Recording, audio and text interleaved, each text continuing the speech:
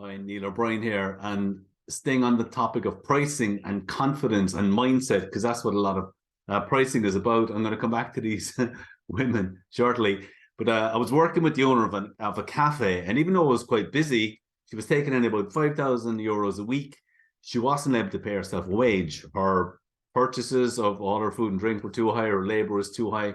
I was trying to get her to tweak them a bit, but nothing was happening. So eventually I said to her, if you want to pay yourself a proper wage every week, you'll have to put up your prices 10%. And she was a bit resistant, but I was talking to her for a while, and she eventually said, okay.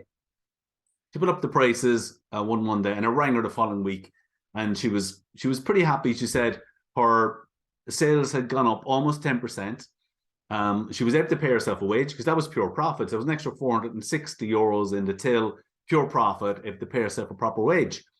And she said, yeah, just one or two people commented, oh, she said these four women who come in every morning after mass for their coffee and scone, they noticed and they left. Okay. I said, that's fine. There were the mass women came in for their lovely scones. Next week, sales were up again, following week again. And then about 3 weeks later, she rang me. She said, you won't believe it. She says, the four mass women have come back. And I said, that's great. Tell me what happened. She said, they tried the other cafes in the town. They came back and said, our scones are fresher, the staff are nicer, and so on. So I just thought it was a great lesson in terms of price isn't always the biggest factor. And, there are numerous studies on this. And what they found is that only 15% of the time is price the biggest factor. And I have some really good information on all of this.